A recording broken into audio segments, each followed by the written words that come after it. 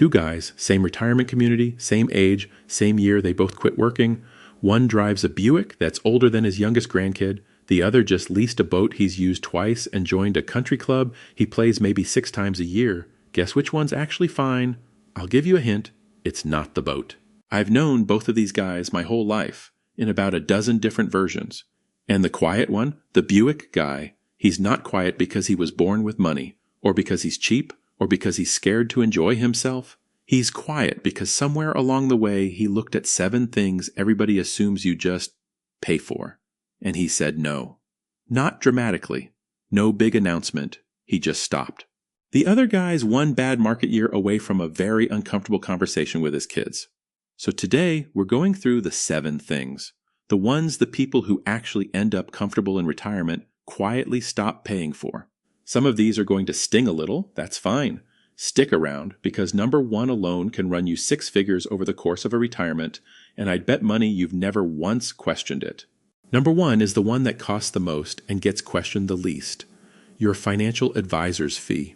Most people hear 1% and think, that's nothing. It's not nothing. It's not even close to nothing.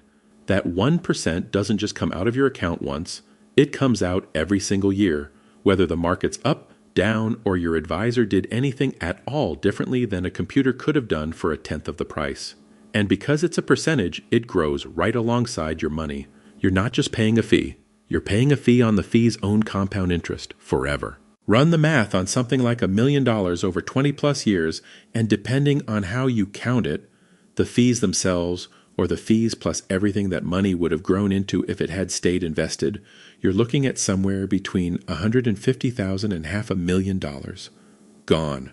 Not to a market crash, not to bad luck. To 1%, quietly, every year, on autopilot. And here's the part that really stings once you're retired instead of still working. If you're pulling 4% a year out of your savings to actually live on, which is the standard number planners use, that 1% fee isn't some small slice anymore. It's a quarter of your annual spending money. 1 out of every $4 you live on is going straight to a percentage before you've bought a single thing. I knew a guy, retired school teacher, careful with money his whole life, who finally sat down with his advisor and asked one question. What exactly am I getting for this percent? Not angry, genuinely curious. And the answer he got back was a lot of very polished language that didn't actually answer the question. He didn't storm out. He didn't fire the guy on the spot. He just went and found someone who could tell him in plain English exactly what he was paying for. And it turned out to be a flat fee, a fraction of what he'd been handing over for the same work. That's the whole move. Not anger. Just one honest question, finally asked. Number 2. The whole life insurance policy nobody remembers why they still have. Most people don't know this part, and it's worth actually hearing because it can save some of you real money. Once a whole life policy has been running long enough to build up cash value, you are not chained to that premium for the rest of your life. There's an option built right into the policy. Most people never ask about it because most agents never bring it up, where you can simply stop paying and the policy keeps a chunk of its coverage running anyway, funded entirely out of the cash that's already sitting inside it. Say someone stops writing that check at 55. Depending on the policy, they can often keep real coverage in force well into their late 60s, not because they kept paying, but because the money they already put in is still working. No more checks. Coverage keeps going. And think about why most people bought the thing in the first place. Young kids in the house. A mortgage that would have wrecked the family if something happened. That was the job the policy was hired to do. Well, the kids are 40 now. The mortgage got paid off during the second term. The job's done. And a whole lot of retirees are still writing that premium check every single month out of nothing but habit because nobody ever told them there was an off-ramp. I'm not telling you to go cancel a policy tonight. Some of you still need that coverage. For a spouse, for an estate, for reasons that are genuinely yours. What I'm telling you is to ask your agent one specific question. What happens to my coverage if I simply stop paying today? Most people have never once asked it. The people who end up ahead are usually the ones who finally did. Number 3, and this one's got a whole character behind it because everybody knows a version of this guy. The timeshare. Let's start with the number because it's brutal. The second that contract gets signed, that timeshare loses somewhere between half and 70% of what was paid for it. Not over 10 years, immediately. You could turn around and try to sell it the next morning, and you'd be lucky to get a third of your money back. But that's not even the part that gets people. The part that gets people is the fee that never stops. Average maintenance fee runs somewhere around $1,500 a year, and it doesn't sit still, it climbs, usually 5 to 8% every single year, whether you use that week or not. Didn't go this year, doesn't matter, the bill still comes. I knew a guy, nice fella, retired postal worker, who hadn't used his timeshare in 6 years. 6 years. He was still paying the fee every January like clockwork, and every January it was a little higher than the year before. I asked him once why he kept it, and he didn't say he loved the place. He said, well, I already put so much into it. That's it. That's the whole reason. Not the beach, the sunk cost. And that's exactly the trap. It's built so that walking away feels like admitting you made a mistake. So people keep paying instead. The retiree who gets out isn't the one who was too smart to ever buy a timeshare in the first place. Plenty of sharp people bought one. It's the one who eventually looked at a fee that was still climbing after 6 unused years and said, that's enough, and got out, instead of treating one bad decision as a life sentence. Number 4, and this one's quick, but it's a good one, the extended warranty. You know the moment. You buy a washer, a laptop, a TV, and right before you check out, someone asks if you want to add the protection plan. What they're not telling you at the register is that extended warranties are some of the highest profit products a store sells. We're talking 40, sometimes 80% profit margin, because most people never file a claim. The whole thing is priced on you forgetting it exists. But even if you're the person who does use it, and most people don't, the math still doesn't do you many favors. On appliances, the actual difference between what people paid for the warranty and what the repair would have cost them anyway averages out to about $26. 26. On cars, people who filed a real claim still came out around $375 behind, on average, even after the warranty paid out. It's not that anybody's being reckless skipping it. It's that the people who stop buying these aren't gambling. They just ran the actual numbers on just in case, instead of buying the feeling of being covered. I had a neighbor who used to buy the warranty on everything. The toaster, the lawnmower, the whole 9 yards. One year she added it all up, every plan, every year, going back a decade. She'd spent more on warranties than she'd ever once collected in an actual claim. She didn't get mad about it. She just stopped checking that box at the register, and nobody in that store has ever once talked her out of it since. That's the real skill here, and it's not complicated. It's just asking, before you say yes, how often does this thing actually break? And is the plan really cheaper than just fixing it if it does? Most of the time, it isn't. Number 5.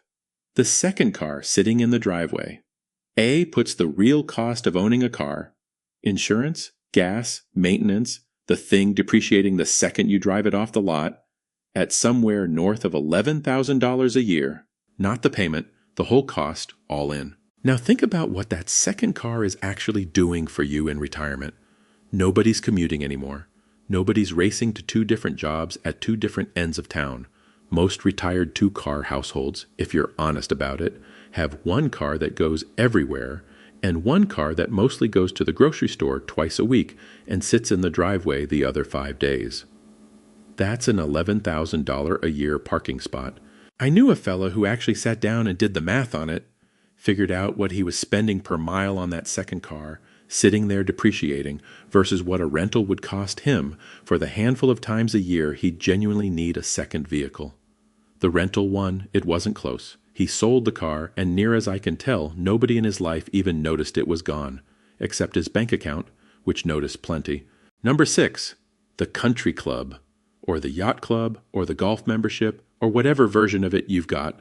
The one that auto-renews every January whether you've set foot in the place or not. I'm not going to give you some big precise number here because the truth is it varies wildly depending on the club, the city, the tier you're on. But the shape of it is the same everywhere. These memberships almost always get bought for a reason. The kids were playing golf, you needed to be seen at the right lunch table for work, whatever it was, and then that reason quietly retires before you do. The kids move out, the job ends, and the membership just keeps going. Nobody ever calls to cancel it. It's easier to keep paying than to have the conversation. It's a lot like that treadmill or that Peloton sitting in the spare room. You're not really paying for the club anymore. You're paying for the idea of the person who was going to use it 3 times a week. And most months, that person doesn't show up. The retirees who drop this one aren't the ones who never liked golf. They're the ones who noticed, honestly, how many times they actually walked through those doors last year, and did the math on what each visit was really costing them. Number 7, and honestly, this might be the most important one on the whole list, because it's the one you have the most control over no matter what your account balance looks like. High interest debt. Specifically, carrying a credit card balance instead of paying it off. Credit card interest right now is running 21, 23%, sometimes higher. Stop and actually think about what that number means. There is no investment on earth that reliably beats 23% year after year, guaranteed. Not stocks, not real estate, nothing. So carrying a balance at that rate isn't a risk you're taking, it's a guaranteed loss every single month, compounding against you on purpose. And this is where the whole wealthy retirees idea in this video actually earns its keep. Because every other item on this list takes some money to fix. This one doesn't. Paying off a card in full every month costs the exact same amount whether you got $50,000 saved or $5 million. It's the one thing on this entire list that's available to absolutely everybody at any income starting this afternoon. So here's your one homework assignment, and I mean it, no matter which of the other 6 apply to you. If there's a balance sitting on a card past the due date most months, that's the one to fix first. Before the advisor, before the timeshare, before any of it. That one's just interest working against you for nothing. So that's the 7. And if I'm honest with you, wealthy retirees was never really the right way to think about this list. I said it because it's what got you to click, and I'm not going to pretend otherwise. But it's not quite true. Nobody starts out immune to any of these 7. The Buick guy from the top of this video probably had a whole life policy he forgot about too at some point. Maybe even a timeshare if we're being honest. What actually separates him from the guy with the boat and the 6 times a year country club membership isn't the size of his account. It's that somewhere along the way he noticed. He asked the one question. He did the math on the club he wasn't using and the warranty he never claimed and the fee he never questioned. And then he was willing to stop, even though stopping felt a little embarrassing, even though it meant admitting a decision from 10 years ago hadn't aged well. That's the whole secret, and it was never really a secret. It's just noticing and then not being too proud to change your mind. So tell me, out of these 7, which ones are you already doing? And be honest with me, which one stung a little to hear? Drop it in the comments. I read everyone, and I guarantee you're not the only person watching this who just went quiet for a second on the same one.